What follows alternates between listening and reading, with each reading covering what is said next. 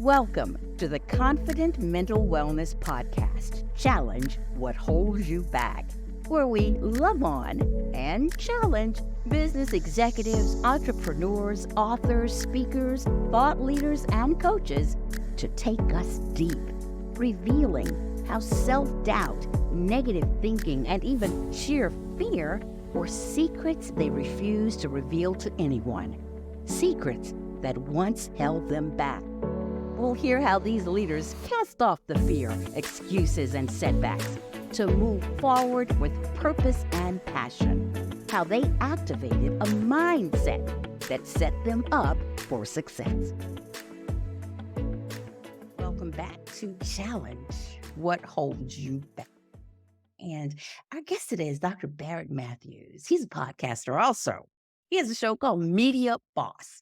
And he has been in this business for a very long time and worked in every aspect of media. And now he's running media for himself. He's the boss. So we get a chance to meet him today.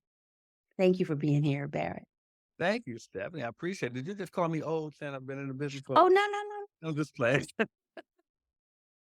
But if the shoe fits. Right. I don't know if Look, I've been in there as long as you have. What year did you come into business anyway? I got into, I was in the business in college, and that was in the 80s. So I was still in it while I was in college. I might have you beat because I was in the business in 1980 Okay. at NBC affiliate. Okay. Yeah, you got me beat by a few years. Okay, so does that make me old? Huh? I guess that makes me old. No, I didn't say that. See, you said that. I want the record to show that you said that. Yeah, I did. Okay. Well, sometimes I feel it, but no. Oh, I feel it every day. Sometimes. So Barrett, tell us, why do you call yourself the media boss? Is it because of your years of experience? Well, actually, I'm glad you asked that because I don't call myself the Media Boss. The Media Boss podcast is to help the person that I'm helping, the person that I'm working with to become a media boss. What I see is that media has evolved over the years, as you can attest to as well. And what I realize is that people don't understand the full power of it and that you can now control your own media instead of having to wait for someone to call your name. Well, once you control your media, meaning you can write your own books now, publish your own book. You can actually do your own podcast, your own TV, your own films. You can do all of that yourself. Once you control your media, I consider you to be a media boss. It's not that what I call myself. That's why I'm glad you asked that. I'm glad you explained that. That makes sense. Times really have changed because back in the day, it was so rare and special. You're on TV, you're on radio. Everybody. You had to hope and pray. So it was funny, real quick, when I worked in television, my first job in television, it was the weirdest thing because I'd hear my family say, "Hey, I saw your name go up on the credits." Oh, it was cool the first time. Then the second time, I saw your name again. And I'm like, I don't know what to say to that. They saw my name. I want to say thank you for saying my name. I didn't know what to say. It was real. It's interesting. Yeah. But they were proud of you, obviously. I get it. I get it. It was just weird to me because I didn't know how to respond. It's like, okay, thank you for seeing my name. It was like, it's going to be there every day, you know? So did you think that what you were doing was special? Because everybody else thought, if you're in the business, you are special. And that's a great question. Another great question.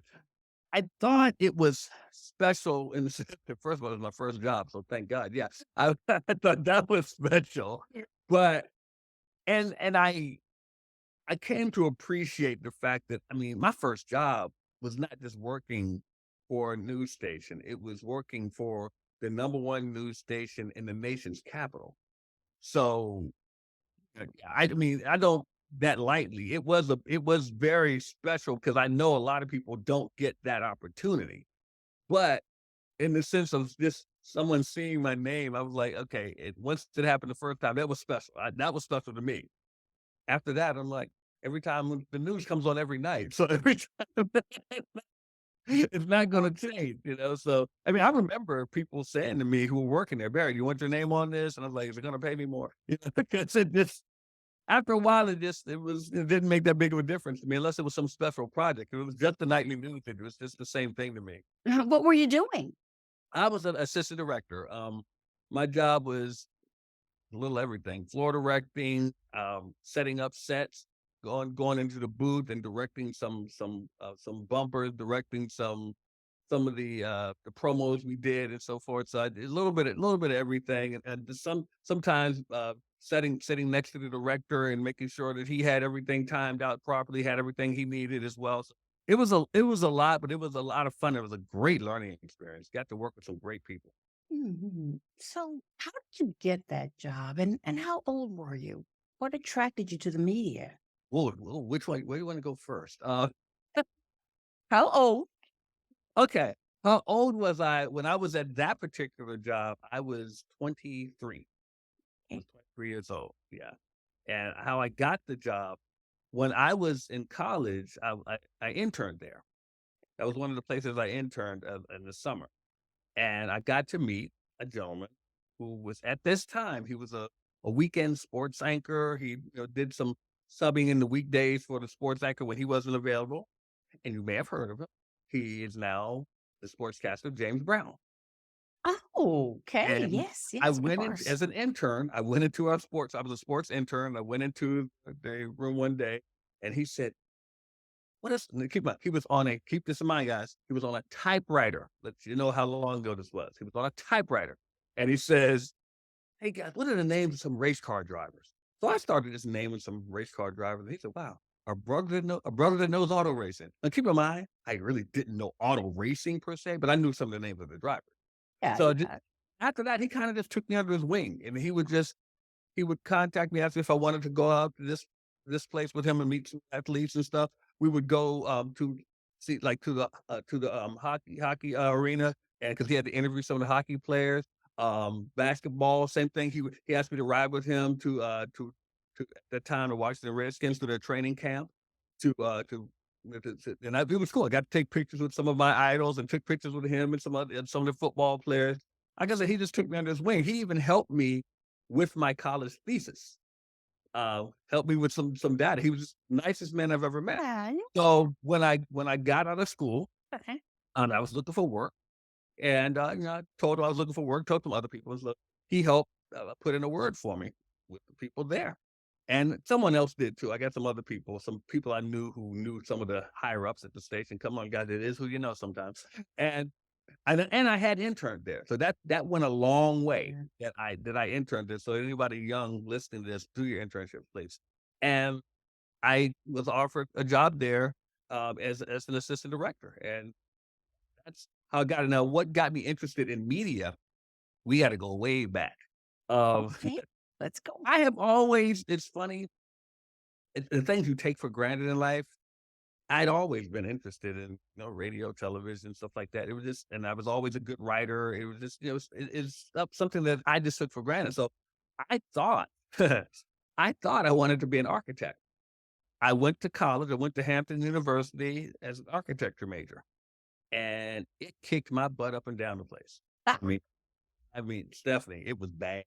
I, I knew it was time to change my major.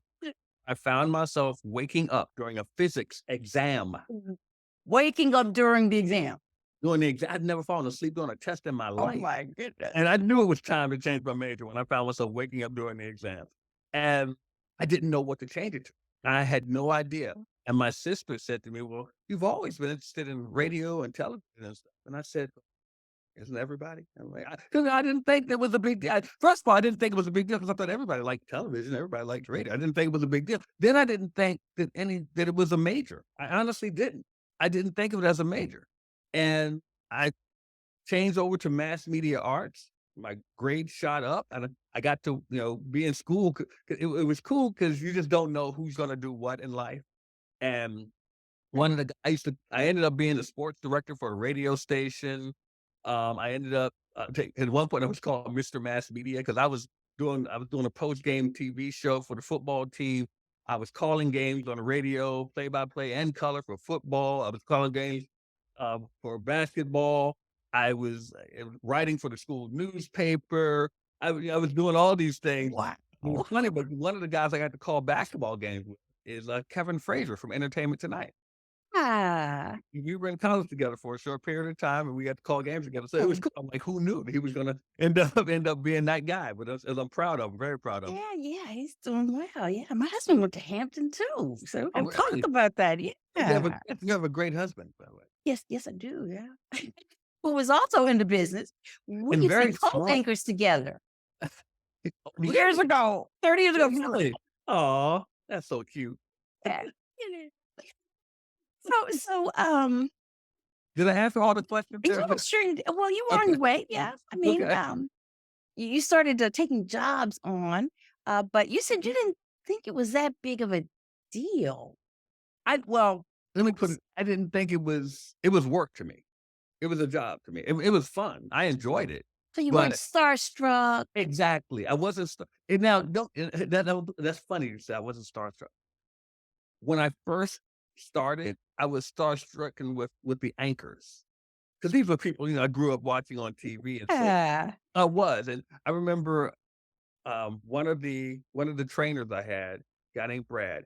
He said to me, he said, "I know they're going to tell you somebody try to tell you stuff because you're new, but listen to what I tell you." He said, "If they tell you what to do and you know it's not what I told you, just turn on the uh-huh machine. Whatever they say, just say uh-huh, okay, Mm. and you just do what I told you to do." And it's funny because every time I made some mistakes, starting out. But I Sure. remember one of the anchors, Andrea Roan, she helped me sometimes. She would correct me before I made a mistake. And I would tell her, I mean, we're still like social media friends to this day. And I tell her all the time, I thank you so much. And she just makes like, it's no big deal, nothing. I didn't do anything. I was like, you don't know. You helped save me from getting my butt chewed out. And I appreciate that. That goes a long way when you're young and you're trying to, Sure. yeah. And then we used to host a show there called Music Video Connection.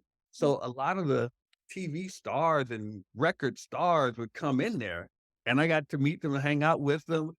It was cool. I tell everyone because I don't know if you're a fan of the show Abbott Elementary. Oh, love it, love it. Cheryl Lee Ralph put one right here before. Just want everyone to know that. And Cheryl Lee Ralph kissed me. Yes, and I haven't watched that since then, but that's got No. got to I meet I got to meet some great people like Karen White was a star back then. I got to hang out with George Clinton and Bootsy, and it was just uh, a lot of fun. Yeah, it was who was it? Chucky Booker back then. It was a lot of fun, and so I mean I had fun on the job. I got to meet some great people. I learned a whole lot. So that part, yeah, I was a little star-stricken at first when I met some of these people like that. But as far as the job itself, I think the internships and everything, the schooling I had prepared me for that. So I wasn't really, caught up in, oh my gosh, I'm working television. No, it was go to work every day. And I think the intern more than anything, because I tell people my first 2 days of internship taught me more than I learned in the school setting. So it was yeah. because it was you were in it and it taught me It's a whole lot. Oh, yeah, I can relate to that because, I got into business when I was 18. I was on Mm, the air at wow, 19 that's reporting the news. incredible, girl. Yeah, I was, and I would go to school. I went to Trinity University in San Antonio, and Okay. I'd go to class to study broadcasting and TV Yeah. production, and I'd leave class and go to work in the Uh, newsroom. yeah. And it's like, what are they trying to teach me here? Got out of there early, a whole semester early. Look, I gotta get out of here because Right. I got the real work to do. You know more than a teacher. It's like, And they don't always like that, by the no, way. no, they don't. But I mean, you're living it. Uh, You're living it. So it's like, I worked with some people. I remember when after I went back to visit one time and I saw the interns and had turned in their tapes and everything from the highlights they picked out, the sports interns, what I used to do there. And then they went home and I said to one of the sportscasters, I said, y'all let the interns go home after they hand the stuff in? They don't stay for the news? He goes, you stayed for the news when you were here, right? He goes, I said, yeah. I said, and he says, well, and you got a job here, right? I said, oh, yeah.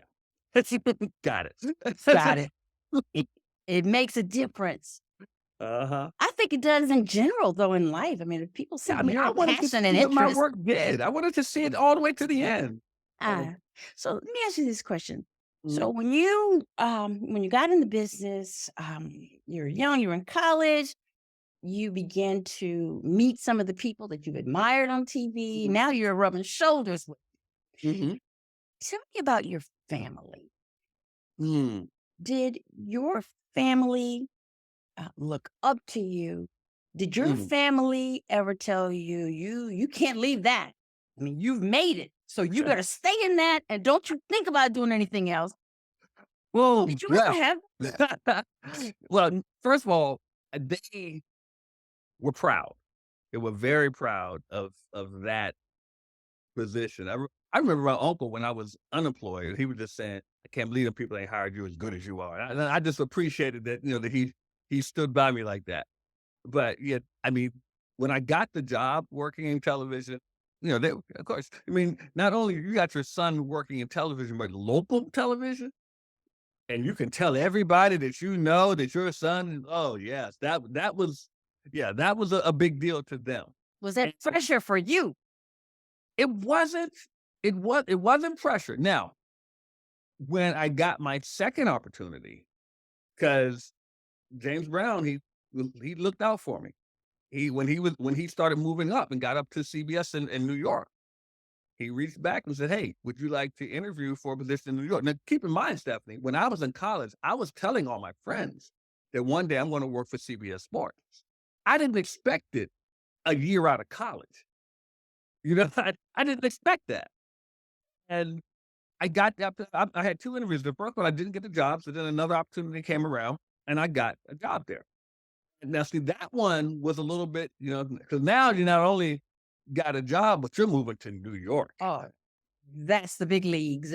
Yeah. So now family, my father, he's like, yeah, but my mother, she's a little, when the mothers and sons, so she's a little, I don't know, you sure about this? You sure that's the right thing? And so that was a thing. Now, I'll be honest, and fast forward a little bit, when I ended up leaving CBS, because it didn't leave under the best circumstances, but But I felt pressure then because I felt I'd let them down. You know what I'm saying? Because I'd had the keep in mind, I had 2 jobs out of college, one working for the number 1 network in the nation's capital. You know how rare that is. Yes, yes. Next job is working for the network in New York, I mean, you shot straight to the top. straight to the top. Now, here's the thing. After that, it's hard to get another job because There are people fewer opportunities. it's Is that fewer why? opportunities because everyone's think, "Oh, no, no, you're gonna demand too much." Oh, But you worked in DC and New York. You're gonna demand too much. We can't afford you. And they didn't ask for a salary requirement. They were just saying, "You're gonna want too much." And they're all and then there was like, I was just looking for work. I was looking for more experience. But it was just harder to get. And I remember interviewing once for BET, but they were looking for a sports producer at the time. The guy wanted to hire me, but they wouldn't give him a budget to hire anybody. And he was so upset, he was frustrated, but then I would love that job. I would have really loved that job, but it was just I interviewed for sure. ESPN as well, but it was just, different time then, and nobody wanted to bring me on because I worked in DC and New York right out of college, and it was like you didn't work your way up, you went straight up.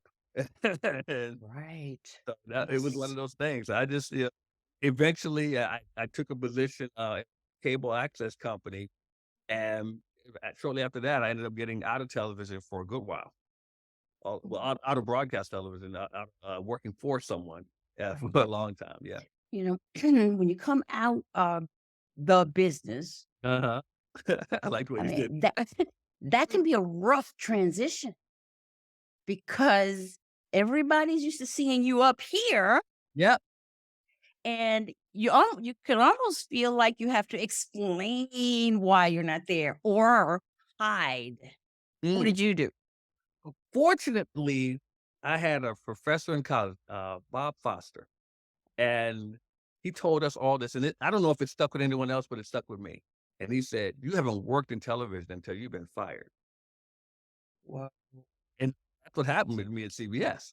So when I got fired, I was like, I mean, it hurt. I'm not gonna lie, it hurt. I wasn't devastated, but it was just one of those situations. I was like, okay, I got to figure out what to do, but I'm not crushed.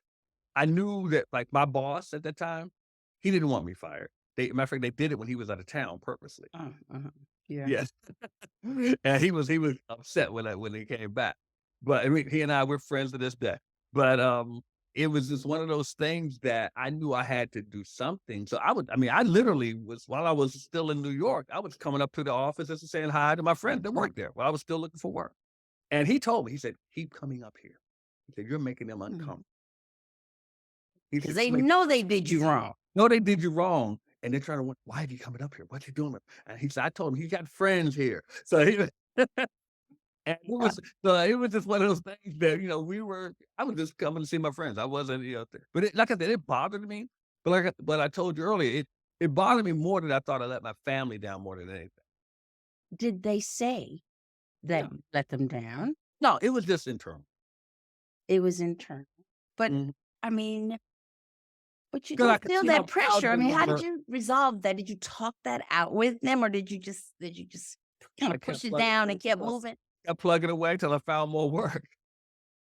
Because what I ended up having to do was move from New York back to Maryland around my family, and then I was on unemployment then, which was even more, took me down another notch mentally as far as, how I was feeling about things. And then I got a job at the cable access company. And how old were you at that point? I was 24, 25. I Oh, think. so that happened that quick. Yeah. Oh yeah. 24, 25, something like that. Okay. Yeah. Yeah. I wasn't at CBS long. As a matter of fact, I found out later I was a token. Okay, now you gotta explain that to the They listeners. asked they asked James Brown to help bring in some young black talent, and he did. And then when they got rid of me, they asked him to do it again. He said no. He said no. Because why not? Why Well, didn't 'cause he? I brought you someone, Right. and you didn't keep him along. So and then because they wanted him to go like to Howard or something. So I'm like, okay, that it was just a token, someone to Yeah. fill a slot. How did that make you feel? I don't really. I mean, Come At on that now. at that time, I'd already had an impression of how things were up there at that time. I'm not saying it like that now because I don't know. But at that time, I had an impression of how they were. So hearing that didn't surprise me, there was let's put it to you this way. The position I went into interview for is not the position I got. Position I interviewed for, I actually was most qualified for than the other people. The one other person was a black woman there. She had experience in television. She had a little less than me. They gave her first of all, let me tell you the guy who got the job. And he and I, we're cool. We're friends too. But he actually, his dad was friends with like I think the senior vice president there or something at the time. And that's what got him in. Yeah. Yeah. He was fresh out of college, had no experience, but he got the job there. They offered me the job right below that in research and public, production assistant. And then they offered the young lady, and we're cool. We haven't talked to each other in a while, but they offered her a position as a secretary, a young black woman, intelligent, brilliant. They offered her a position as a secretary. She ended up later filing a sexual harassment suit and didn't really go anywhere, but she actually ended up becoming a lawyer. So what does that do to you when you realize that you're just a token?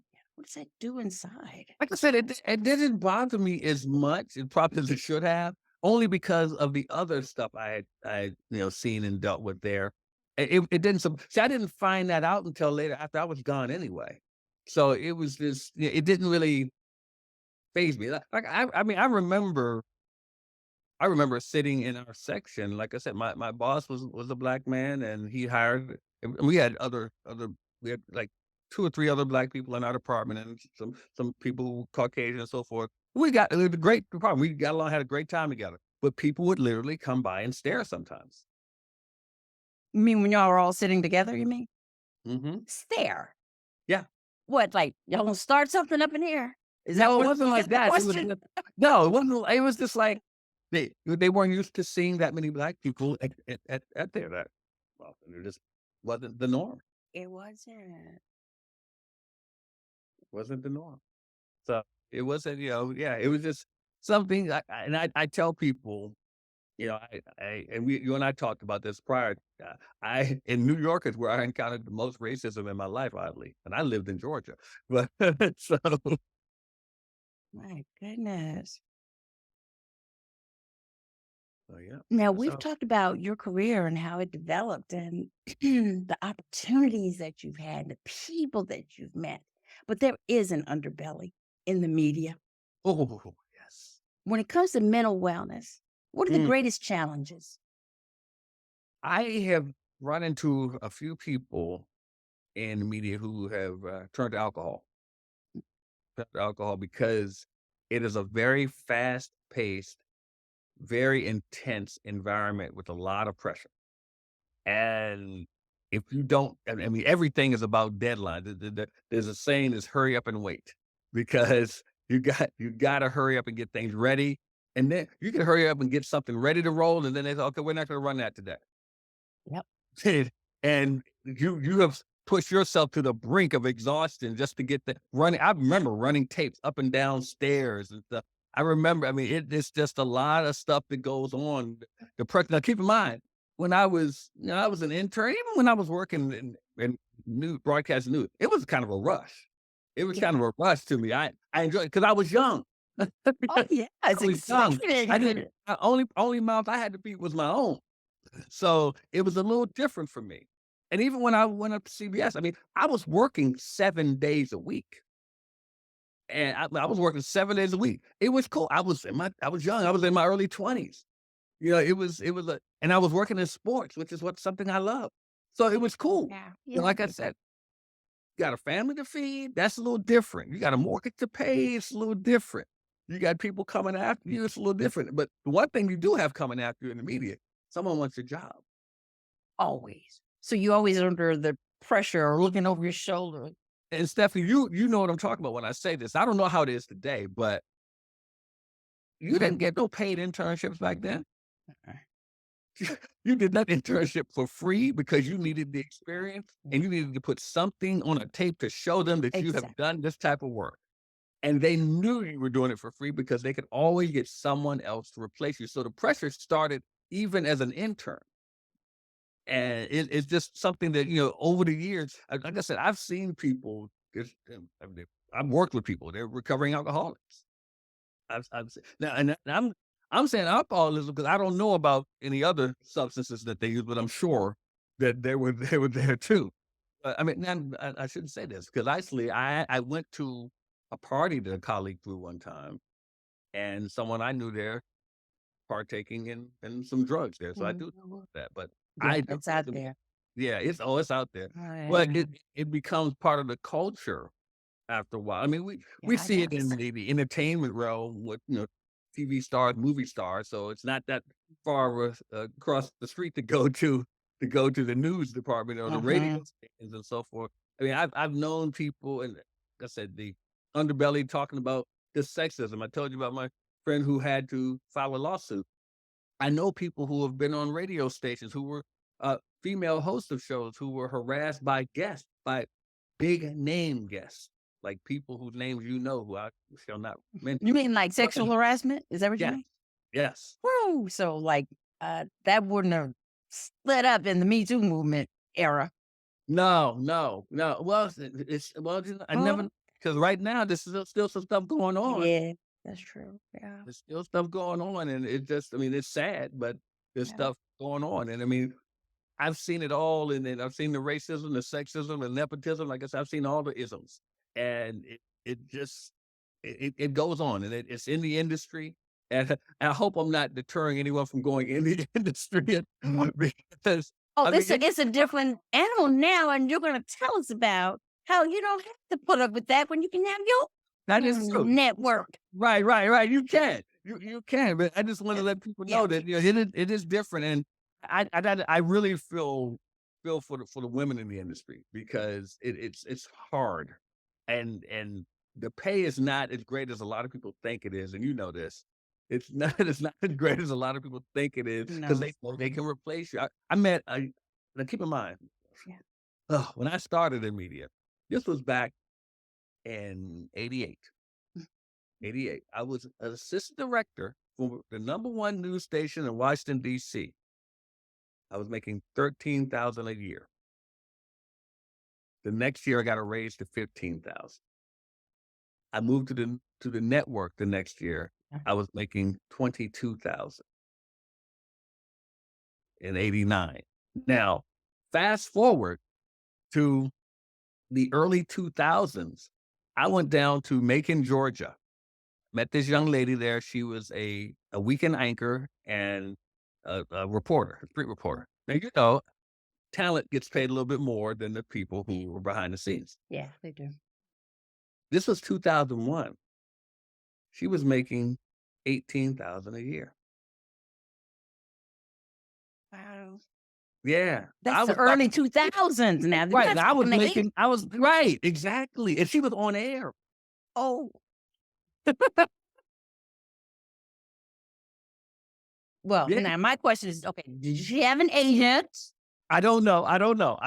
Yeah, okay. But what I understand your point there. You don't the pay isn't as great as people. No. think And it's- they always but- say you got to pay your dues. You got to start somewhere. You got to come up. Right. They always But- say that. That's what they say. So what does that do to a person who wants to get in the industry, get into business, either back then or even now?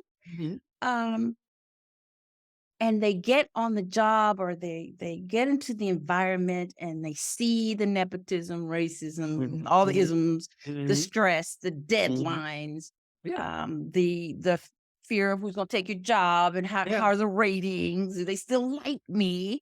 Yeah, that's a good one So too. what happens? So a person goes in that they don't realize all of that, but they They- have to make a decision on if they're going to stay. When they see all that negativity, all that stuff, and they choose to stay, what do they do? Are they selling themselves out, selling out their mental wellness? They can have great a question. moment of pain. I wish I could answer that because I mean you may be right on that. And I think here's the thing: by now, if you went through schooling for that, somebody should have told you what to expect. You know what I'm saying? So you should have, and you should have done some internship and seen Right. what to expect for you to get a job in the field. Because I'll be honest with you, they're probably not going to hire you unless you've done an internship. That's true. You got And- some experience. And I suggest several internships, different internships. I mean, I probably did about 5 or 6 internships. But the thing is, you should be able to see it. So if you choose to go into it, you have it like you said, stuff. There's a decision that has to be made. Am I going to just swallow my pride and just take it? Am I going to get in and just not say? See, like for instance, when I got in, I was not someone that was going to kiss someone's butt. And you knew that I knew that. because that's just who you were. Right. That's just who I was. I was going to do my job. I was going to treat everybody nice. It was going to be fair to everyone and just do my work. But there were certain people who were looking for people to kiss their butt. I wasn't one of them. And because of that, I think was one of the reasons why I didn't move up in that particular way. I could do my job. I wasn't worried about that. And it's one of those things that there are certain people that are willing to do it, certain people that are not. And there are other things people are willing to do and there's other people are not. And it's just it's a cutthroat industry. I've heard that said from a lot of people about and it's a cutthroat industry, television and radio. And radio's harder to stay. Yep, been there. Been there. Yes, it is. Yeah, Yes. it's So- hard. So, So Yeah. I mean, I'm thinking, okay, newsroom, television, network, mental wellness. I mean, do those things even? They The corporations are putting in corporate wellness programs, right? they have corporate wellness programs at many jobs now, so you can get therapy Yeah, that you need. right, and everybody handles situations differently. But would there have been a mental wellness program back in the 80s and No, early 90s? no, because it was a taboo subject. Yeah. It was a taboo subject because you were crazy if you just and they would try to get rid of you and bring someone else in 'cause we Oh, don't want you definitely. saying Yeah. that we caused that environment. So we would we would get someone else in here. Oh, you need to go get some help. And and they would Yeah. get It's like if the weak one out. right. Right. And that's how they would see you. So you would be up. And like I said, it's everybody handles it differently. I didn't let it get to me to the point where I was like, oh, I can't take this anymore. I can't. I never, and I don't let life get to me like that. And I gotta give credit to my father for that. He's a very low key type of guy. So, but I don't, I just don't let life approach me like that. And so when it came to that position, that industry, I just didn't let it, get to me the whole stressful thing. I heard someone say one time that adversity is inevitable, but stress is optional. So I Mhm, chose not to mhm. let it get to me like that. Yes, that was, mm, let's say, mental wellness wisdom right Mhm, there, right mm, there. So now, today, you are still in the media business. I see you have a podcast, mhm. but there's more to what you do than just the podcast. And was that a relief for you? Is did mental wellness or the thought of taking care of yourself on the Hmm. inside and setting boundaries and not working like a dog all the time, did that come to play when you decided you wanted to do something different with Media Boss podcast? No, I tell you, when I left well, actually, while I was still working at that cable access station, I started working in network marketing. And what happened was I caught the entrepreneurial bug because I realized that they're not going to fire me. They can't fire me. I'm self-employed. And I get rewarded for the work I do. And it's not and it's I'm like, wow, I control this. And I at that point, I was taken. It wasn't so much the network marketing industry as much as the fact that I can control things and still make a living for myself. So even after I left that company, I was out of the media for some time. I left that company. I started doing real estate appraisal, still Okay, real estate. holding my own time. Yeah. Then Right. doing, public insurance adjusting, still controlling my own time. And now keep in mind, throughout those whole periods of those other positions I held, I was still end up writing something, broadcasting something, just doing Uh-huh. it was in me. It was in me. Yeah. So what happened was I ran into some people over the years and one of the gentlemen I met, he saw how it dealt with this group I was talking to, and he said, "Wow, you need to be some type of coach, like an action or productivity coach." And I said, "Okay." He said, "Yeah, but you need to write a book too." I said, "Write a book." So I ended up writing a book. Oh, what's your book? It's called "Why Didn't You Get It Done?" That was my first book. I've written 3 now, but and so I wrote that book, and then I got with a friend of mine. We were in a networking group together in BNI, and we started a Blog Talk Radio show. Now, I didn't know a lot about Blog Talk Radio. I'd done one before. A gentleman I worked with in Atlanta in real estate, the real estate appraisal, he started one after the mortgage industry crash. He started a Blog Talk Radio show. Then he started a network on Blog Talk Radio, and I talked to him. So then I started a show with this person, and we got it going. It was a good show. We called Lunch and Learn with Chris and Barrett, and we had that going for a while. What year Then was that? What year was that? that oh god, probably like 2013, 14. Okay.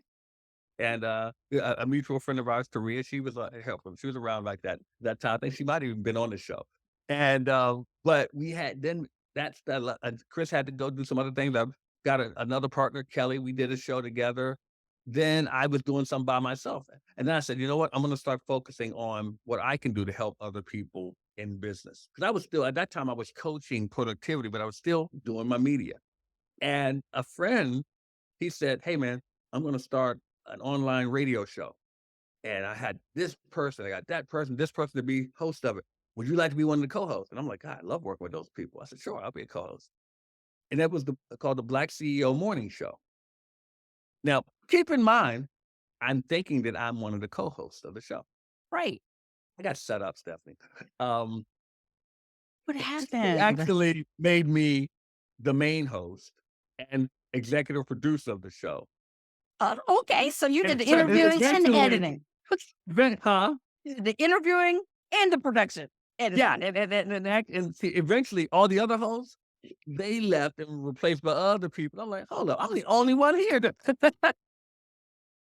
And he said, yeah, see, I knew you were the only one that had real media experience. So I'm like, he set me up. But he did that was his plan all along. So then after, I did that for a few years and I said, okay, I really got to start taking what I know and helping other people to put media out. So I started with just podcast production. I started producing people's podcasts and helping them to get podcasts out there so they can get their voice out there. Then I realized that there's more to media than just podcasting. And I said, I need to if this is, I'm talking for business owners. And I said, it's more important that they get put on several platforms. And I know a lot of people who do media for people, they put them on other people's platforms, put them on someone's TV show, someone's radio show. I don't do that. I want people to create their own media because, like I said, I want them to become a media boss. So if they can control their own media, they'll still get asked to be on other people's shows and so forth. But it also puts you in a position to where you have some authority. And now you can control when your message goes out, how your message goes out, and how often your message goes out. So and where it goes. Because the way I look at it is like this. If you just have a podcast, you could have thousands of people that love your podcast, that would love to be your clients. But that doesn't mean that everybody that wants to be your client listens to podcasts. Some of them Right. watch Roku TV, have a presence there. Some of them like to read books. If you don't have a presence in literary, you need to write a book. So what I do is I show people how to do those things so that you can be everywhere all at once. And that's my slogan: be everywhere all at once. I always like to joke that the comedian Kevin Hart, he is a Yeah. prime example. You may not think Kevin's funny, but you're Oh, not going to ignore him. he is smart He's smart and he's everywhere. everywhere. And it's Everywhere. by design. Brilliant. So that's all I just say. Just be everywhere. Wow. So what does the future look like for the younger generation? Who Whew. is they don't have to go through what we did, schlepping They're gear. not going through it now. So that their future is. I mean, Okay, they just flip out the phone and well, have a first of all, Stephanie, production. you and I know what it's like to run tapes through a newsroom. It's They don't even know what it is to run a tape. To have a tape. run a tape from the field. It's You know, digital. Everything's digital now. So I mean, even the reporters now don't necessarily have photographers. They have to shoot their own video, set up their own camera, set up their own lights. have you been in a newsroom lately? Maybe 2-3 years ago. A buddy of mine, a guy I went to high school with, he's a news anchor here in Uh, the Baltimore area. And he was doing a video showing the newsroom, uh, the studio. yeah. All the cameras are robotic. There's no cameraman. And nobody to run prompter. You have to run your own prompter. Yes. I grew up in the era where I had a camera guy, I had my lighting guy, I had audio. That's the way it used to be, right? Yeah. Didn't even have to carry the tripod if I didn't want to. It ain't like that. No, Which I don't want it to be because now I know how to do all that. I can do all that Yeah. by myself. you can do it by yourself. I mean, think about it. There's so many people right now that have gotten famous, gotten wealthy because they produce their own content. Own content. It's a That's different way. power. That's power. Yeah. And It's a so, different. what is your message then to what? If you had a message, Mhm. what would it be, and who would you want it to impact? I wanted to impact those 6 and 7 figure coaches out there who think that they still have a message to spread, but they are struggling to reach that bigger, that wider audience. And my message is to control your own media. Stop waiting because a lot of them have on their way up to that level. Mm. have waited for someone to say, "Hey, I'd love to interview you. Hey, I'd love to bring you in." It's Stop, waiting for the media to call the shots. stop waiting. You can own it yourself. Control your own media. That's my message to you, because when you do that, you can actually get to that level. It may cost an investment to get there, but it'll pay dividends for you if you just go out there and just create your own message and create your own form of. So, like the coaches out there, people who are speaking on stages or people who like to write, Mhm. they don't have to stay in one lane. Exactly. Why do they see that? Or do they? Well, it's I mean, it's like look, Are they it's afraid? like Is what's holding them back? they don't know any different ways. They've heard of it, but they don't really know it. They know that there's another way, but they don't know how to. And when you get older, you get set in your ways. You're taught one way of doing things, and that's the only way you know. And then it's like, hey, if it's going to happen, I need someone to do it for me, which is fine. Yeah. But it's the fact that you got to, if you want someone to do it for you, there are people to do it for you. You just got to say, hey, I want it done. But if you're sitting there just saying, hey, I'd love to have that done, and you don't do anything about it, then you're going to stay where you are. Right. Well, I think that what I would also like to see, I thought you were going to say uh, young people don't have to go through what I went through. They can do this and that. But you're not focused there. Your attention is on people who already have established themselves. Mhm. And now it's time to take it to the next level. Yeah, those are my ideal clients, the people who have done that. Because I want to show them how to get to the next plateau, the next level that they're supposed to get to. Give me an example. If I'm a speaker, what would You're you a suggest I speaker. do? Well, call me, but but that's the first thing. But I mean, even though just let's start with. I mean, let's say you're a speaker Yeah. and you want to get your message out, like you're doing right here, Stephanie. A podcast is one of the simplest ways to do that, because when you were talking about media, a podcast is it's so simple because all you have to do is talk. If you're a speaker, that's what you do. That's what you do. And if you record, guess what? You got yourself a podcast. Just like And that. we take that content and do a lot of different things with it. What? You could take the content and turn it into YouTube. You could turn it into YouTube Shorts. You could turn it into TikTok videos. You could turn it into a Roku TV show. You could then take the content and turn it into a book. You could turn it into ebooks. You could take another camera, put it up somewhere, and watch the making of your podcast, turn it into a documentary. There's a lot of different forms of media that you can create just from doing that podcast. Neat. Wow. Barrett, those are some great ideas. Okay. Might have to follow up on that. Hey, let's rock. I mean, really, it's like opening my mind to so many new things. Okay, so if somebody uh, hears you and is fascinated by what you're saying because they know they have more than just speaking or more than just coaching a few people on the side, there's Mhm. more to them, they have more to offer. Where do they begin? How do we reach you? How do we follow you?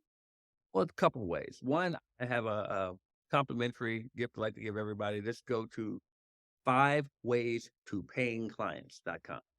The number 5waystoPayingClients.com. So short training I put together to help you to reach more people, to get your message out there to more people. That's one way. Another thing, connect with me on LinkedIn. Connect with me on LinkedIn, Barrett Matthews on LinkedIn. And on LinkedIn, I have a calendar link. If you like what you see on my LinkedIn page, go ahead and connect with my calendar page and just book a time and we'll just have a talk. Okay, now we've done all this talking. We've heard your story. We know where you're from, where you've been. Where did you have time to become a doctor? I mean, you're Dr. Barrett Matthews. Well, What well, happened in there? Well, it's actually I received an honorary doctorate. There's a gentleman I know who has an organization called I Change Nations, Dr. Clyde Rivers, and I Change Nations promotes civility all around the world. They go country to country promoting civility. He loved the work. He actually he appeared on the Black CEO morning show years ago when I hosted it. He took a liking to me and what I stood for and what I did and the leadership work I did. He at that moment gave me, well, it was shortly after that I met him at another event and he awarded me, to my surprise, two leadership awards. I didn't really know how big they were. These were international awards I was getting. I didn't know it. I wasn't expecting to get anything. I was just there to learn and listen. And then he came to the DC area, he and I met, and he said, I want you to write a book. Now, at that time, I'd written 2 books. He said, I want you to write a book on execution, and I want you to tie international flavor to it as well. So I wrote a book called A Call to Action, Keys to Executing in an International Business World. And he said, and there may even be, once you write the book, there may even be an honorary doctorate in it for you. I'm like, what? I was like, man, I really didn't think it. He's like, you don't know who you're talking to, do you? It's not. So then, around when COVID hit, 2020, I'd send him copies of the book I'd written and everything. So I'm walking around my block, my phone ding. And I look on it, and it's a picture of a diploma, honorary doctorate in humanities. Yeah, so because he is also a chancellor at a university in Africa, a seminary college in Africa. Right after that, a phone dinged again, and it's a notification that I've been named a World Civility Ambassador with I Change Nations now. So Wow, all congratulations. it got better. Thank you. It got better Yes. because about a year after that, because he said, I want you to do a podcast on civility. So I'm like, okay. So he was going to send me guest interviews. So we were supposed to have a talk about that. And he says, I just got some great news, some exciting news. I said, oh, great, cool. Well. Then he goes, hold on a second. So and he came back. He said, oh, man, I got some wonderful news. I said, well, you went from great and exciting to wonderful. I want to know what it is. And he said, well, I just found out recently that I'm going to be named a king in Ghana. What? Yes. And then he says, yeah, and Dr. Matthews, I want you to be one of my royal advisors. Yeah, and I was like, what? Me? So yeah, so he does some great things around the world. I mean, This is recent. this was in the last few years. Yeah, Are you still in that capacity as a royal advisor? I just talked to him a couple of days ago. That is very impressive. Thank you. Congratulations. Thank you. It's still a little overwhelming, but it's still, yeah, it's just You've done overwhelming some, in a good way. But you have done some really, really great things. and I don't feel I've done anything yet. I'm just beginning. There's so much I want to do to help the world. So it's obvious that, mental wellness has not escaped you. Your Uh, mindset is right. You are and open. it takes work. It takes work. Takes getting around the right people, reading the right things, listening to the right things, and staying on track because there are a lot of distractions out there that try to take you another direction. So it takes work. And when you work with people, do you help them navigate those kind of distractions when setting up? I do my best. I do my best. I was doing that today. I was talking to someone going through them. I said, get your mind off of that because you can't change it. Just focus on some positive things in your life. Yeah, it'd be great. I think it'd be great to work with you. Just positive and giving and excited about knowledge and learning and sharing.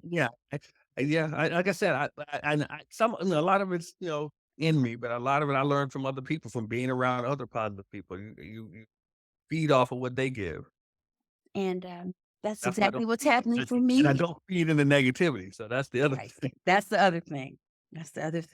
Yeah. And I was just saying, just being around you and others in the Pantheon Collective has been fantastic. It is. And people don't know what Pantheon is, probably. But you are one of the podcasters in that group, as I am. And Pantheon takes those podcasts to the top 1%. Yeah. And the head of Pantheon, Josh had a chance to meet the king. We had a chance to talk. Yeah.